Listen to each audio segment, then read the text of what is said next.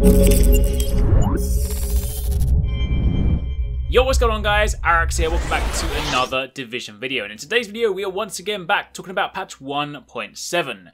Yesterday there was another state of the game between Hamish and a couple of guys at Redstorm, and in that we got some brand new 1.7 information. Of course, up until now we've heard about global events and commendations, which are both things that we've actually heard about for quite some time. They spoke about them the very first time during the Year 2 reveal stream, so hearing about them more recently, while it's still interesting, it's not exactly brand new information. However, they have, of course, said that on top of that stuff, there is more stuff coming to 1.7, and yesterday's State of the Game gave us our very first look at those classified gear sets. Of course, on top of that, they also spoke a little bit about the PTS, some changes to the Ninja Black backpack, finally, and also a note on changes to Seeker Mines. So in this video, I'm going to discuss all of that, let you guys know absolutely everything in case you missed it. So of course, if you do enjoy this, you do find it helpful, then a like would be super appreciated. Comment down below if you have any questions. But let's get started. So first up, before we start talking about classified gear sets, let's talk about the PTS. They still don't currently have a date for it just yet, but they did say that they are getting very, very close. To the point where I'm probably going to assume that, say, maybe next week or so, we may well get a date. That is, of course, me picking, like, things out of the air, but given they said that they are very, very close, the guys at Redstorm said they're kind of just dialing in a few more things they want to get piled into the PTS so we can test them. So hopefully by like early to mid next week, we should at least have an idea as to when we can get in the PTS. And of course, don't forget, this is the very first PTS that'll be open to absolutely everyone. PC, PS4, and Xbox One. Now, do of course bear in mind that the way in which things are deployed are slightly different, so I wouldn't be surprised if, say, PC gets it a little bit earlier. But for the most part, console players, you will be able to get in on the 1.7 PTS. So finally, every single one of us will be able to give feedback on this next patch. So once we do get an update on that, we do get a date for it, I will of course let you guys know. But you can also follow the Division game on Twitter and myself. And of course, when the news drops, I'll also tweet about it at the same time. So definitely check that out. You can follow me on Twitter in the description box down below. But that is something that should be on the immediate horizon. Definitely looking forward to that. And also, another note on the PTS, they did actually say that these new classified gear sets, which I'm about to speak about, will be made readily available on the PTS. They specifically want people to test them, so there will be situations where you can just literally open a package and you'll have a complete set, so that way you can actually go out and test it. So, with that being said, let's talk about that. What are classified gear sets? Classified gear sets are the kind of very, very high level, better versions of the existing gear sets that you know and love. So there will be classified versions of every single gear set.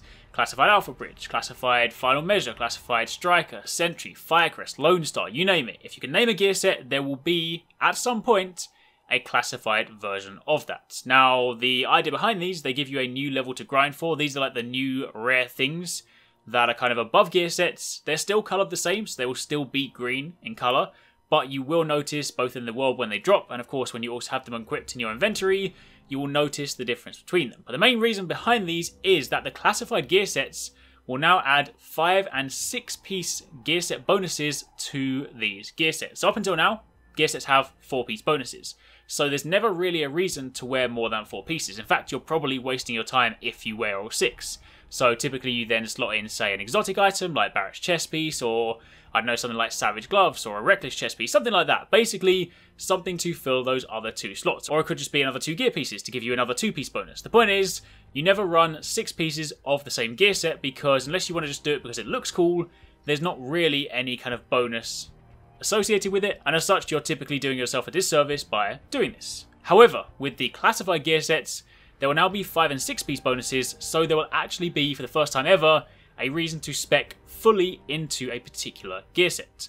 It's important to reiterate, however, that with these in place, they still want to retain the identity of the set. So, for example, the kind of identity that makes Firecrest will still be present throughout the 5 and 6 pieces, or say what makes Lone Star or Final Measure, you know, those sets will still carry through into the 5 and 6 piece bonuses. Essentially, they're designed to change the way you play while still fulfilling the fantasy that that gear set provides. So again, a kind of very sort of high level idea, they will basically be designed to sort of bolster what you already kind of like know and expect from that set. We'll actually speak a little bit about some of those changes in just a moment. Now, classified gear sets themselves come from global events. Now, global events, if you missed my video a couple of weeks back, I will link it down below. You can check it out. That gives you a complete breakdown on global events. Of course, you're seeing some play in the background. But very briefly, so you guys are just up to speed, These are events that will occur once a month and they will run for 1 week. And during that time, there will be a global modifier that will affect every single PvE activity you do on the map. So incursions, missions, underground, etc. And on top of that, there will also be select missions that are coloured in purple. And these are effectively playlists of missions that you can then go into. They have additional modifiers. You can then add additional things on top of them to make them more difficult, to get you more rewards. And completing these will reward you with global event tokens, which are a currency used to purchase a new type of cash found in a new extension to the base of operation. And these caches can then give you the classified gear sets. Now, to be clear, every single time a global event comes around, again, it lasts for 1 week, there will be 3 classified gear sets available during that season, so to speak. And you can earn those through the events and the rewards during that time frame. However, once the global event finishes, i.e. once that week is cleared, all those classified gear sets that were present during that event will then be added to the global loot pool. So one of the questions we had before was, of course, well, what happens if I'm like on holiday during the global event and I miss out and then I can't get that gear piece? Does that put me at a disadvantage? Are suddenly people going to be more powerful than me? Or are they going to have something that I just can never actually get? And that is not the case. It basically means that during the week that the global event is running, you technically speaking have a higher chance to get it because, of course, you can focus specifically on those caches, those tokens, and you can open them to hopefully get the pieces that you want. However, if you miss it, then they'll just be added to the global loot pool, so you can then go back to farming, missions, underground, survival, whatever you want to do, and then hopefully they'll drop from there. It is, of course, also worth mentioning at this point that there will be no gear score increase, so while they are adding a sort of new type of gear set, there will not be a gear score increase. Now, during each global event, there will be 3 classified gear sets available. During the first global event, that will be Deadeye, Final Measure, and Lone Star. During the second one, that'll be Sentries, Striker, and Reclaimer, and then beyond that point, we don't know just yet. So to give you an idea of how some of these sets are going to change, they've given us a little bit of insight into some of the 5 and 6 pieces for some of these sets. So to begin with, let's talk about Final Measure. Of course, this one typically focuses around, say, defusing grenades, so to kind of build on that fantasy, the 5 piece will then give you an additional increase to both the stats that you get from, say, your 2 and 3 pieces.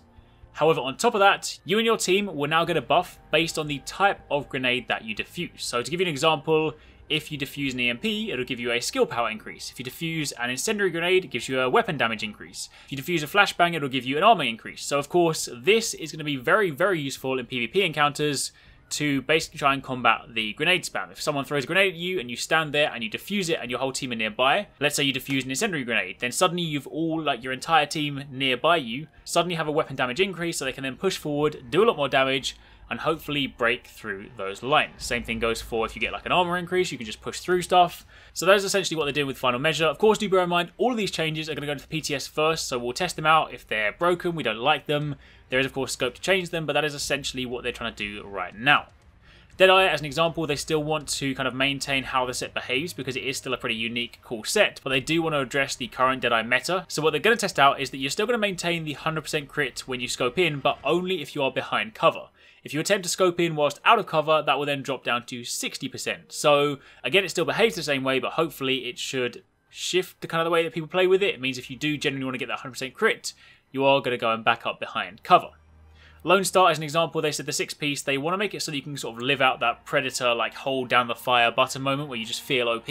So on the weapon swap and reload, you'll then have a chance to get a buff which will proc on you, and when you fire the last bullet in your magazine, you'll then consume that buff, and it will then instantly refill, and you'll have a higher RPM. So you'll basically just be able to kind of continue firing down the bullets, blitzing through your ammo for, a period of time until, of course, that buff wears off. So, again, pretty interesting idea.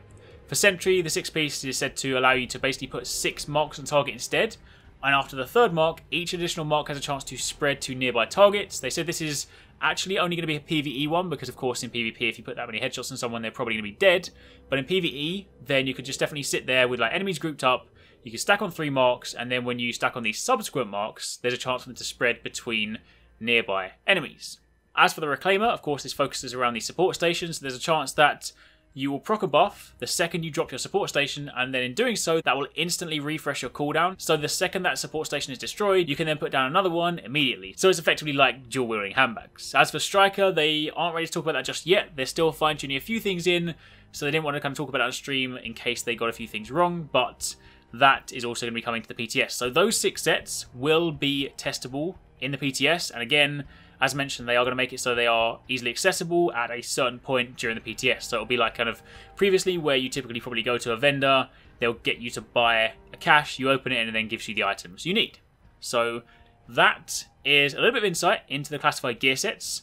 But what's more interesting, and the reason that you should be excited, because some of you guys might be sitting there thinking, well, hold on a minute, what if I only want to run 4-piece? Why am I actually going to want this? Is this just not the same gear? The difference with classified gear sets is that they roll at a considerably higher stat range. They will all drop exclusively at 256 gear score, plus the base primary stat range will always start at the max of a standard 256 piece. So essentially, if you already have like a really good Alpha Bridge piece, chances are if you get that same piece in classified, it's already going to be better than what you have. The other cool thing about this is that you can recalibrate 2 stats on a classified gear piece and not just 1. So if you get it and say it's got like a major bonus you like but a minor bonus and an attribute you don't like, you could say change electronics to firearms and change the minor bonus. Or you could just change, say, a major and a minor. You can basically configure 2 different stats in the recalibration station. And furthermore, if, say, 1272 is the current max primary stat, that'll be the lowest that a classified gear set piece will roll. So again, it should be pretty guaranteed that every single time you acquire one of these, it will be an upgrade for your set, which is really cool. As for how you'll be acquiring them, I mentioned they come during the global events, but the actual vendor in the base operations, the new kind of classified gear vendor or the global events vendor, they will sell different caches, and these caches will cost global event tokens, and there will be different tiers of caches. The more expensive the cache, the higher the chance you'll get a classified gear piece. If you don't get it, then it will still drop the kind of regular gear set pieces, so you can still use it to get like a Lone Star piece. But if you don't get lucky, it won't be classified, it'll just be normal. But of course, you could similarly just buy all the cheap ones because they're going to be pretty easy to get a hold of, and then just hope you get lucky. But if you want a better chance at a classified gear set piece, you're going to want to shoot for those higher tier caches. So that is pretty much classified gear sets in a nutshell. They are a new high-level item that will replace existing gear sets, or can be used to replace existing gear sets. You can actually slot them in with your existing gear sets. They still function the same way. So you could have, say, 3-piece Alpha Bridge and then 1-piece classified Alpha Bridge, and it will still give you the 4-piece. However, if you want the 5 and 6 pieces, you will need fully classified gear. Now finally, last couple of things I want to speak about are changes to Seeker and the Ninja Bike Backpack. On the Seeker front, they are going to be testing something in the PTS. They're going to change it so that there will be a damage decrease by 60% on the initial explosion for the Airburst Seeker mod, because they want to make this more about like area denial, so there'll be a bigger focus on the kind of flames and everything as opposed to the initial explosions, so they're going to be testing that. There's also going to be a tiny bit of immunity after you have a medkit cleanse, so in a situation where, say, you're set on fire and you use a medkit and then you typically get set on fire again, this short bit of immunity should allow you to roll out, and then hopefully you won't have to deal with that again. And on top of that, they're also going to do a balance pass on the base unmodded Seeker to hopefully, you know, fix some of that in the process. Finally, on the Ninja Bike Messenger Bag side of things, this is a really cool one. Of course, up until now, it hasn't been very useful, so they're now turning the Ninja Bike Messenger Bag into a bit of a wild card and effectively what they're calling the ultimate theory crafted exotic piece. If you imagine a situation where, say, you had 3-piece Alpha Bridge and 2-piece Firecrest, and you then throw on the Ninja Bike Backpack, it'll then effectively allow you to fill slots for those gear sets. So that would then turn 3-piece Alpha, 2-piece Firecrest into 4-piece Alpha, 3-piece Firecrest, which is ordinarily not possible given the numbers and whatnot. So Ninja Bike Messenger Bag effectively allows you to fill voids for both the gear sets you have. Now they did say again they want to test this in the PTS because of course there is the potential for that to be pretty broken. There could be a couple of crazy combinations, but they are interested to sort of see how it pans out because it does kind of provide some pretty interesting combinations. It means you could then potentially reach some slightly higher kind of brackets than you could normally obtain. So something pretty cool. Either way, that is pretty much it. That is a breakdown of the most important stuff from the 1.7 livestream. Again, once we do get a date for the PTS, I will let you guys know. Once we get more information about 1.7 as well, I will similarly let you guys know. Once the PTS does drop, expect a lot more videos. I'll be reviewing those new classified gear sets as and when they drop, so I can then test them out, see what they like, and of course give them feedback on it. But for the time being, thank you for watching. Take it easy. Catch you next time. Peace out.